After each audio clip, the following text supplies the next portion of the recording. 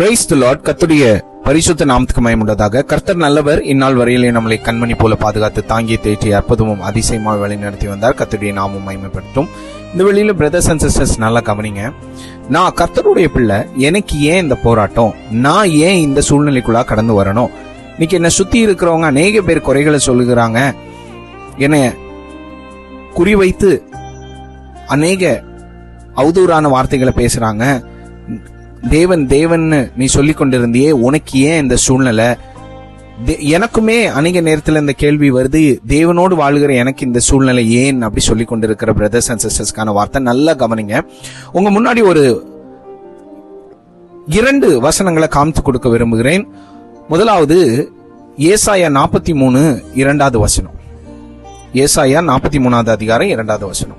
இதுல சொல்லியிருக்கு, நீ தண்ணீர்களை கடக்கும்போது நான் உன்னோடு கூட இருப்பேன், நீ ஆறுகளை கடக்கும்போது அவைகள் உன்மேல் புரளுவதில்லை, நீ அக்கினியை கடக்கும்போது அக்கினி ஜுவாலை உன் பேரில் பற்றாது அப்படின்னு சொல்ற. இதுல ஒரு விஷயத்தை நல்லா புரிஞ்சுக்கணும். இந்த சூழ்நிலைகள், தண்ணீரை கடக்கிற அனுபவம், அக்கினியை கடக்கிற அனுபவம், ஆறுகளை கடக்கிற அனுபவம் யாருக்கு தெரியுமா வரும்? இப்போ முன்னாடி உள்ள வசனம் 43 1வது வசனத்தை நீங்க வாசித்தீங்கன்னா அதுல கடைசி சொல்லியிருக்கோம், நீ என்னுடையவன் அப்படின்னு.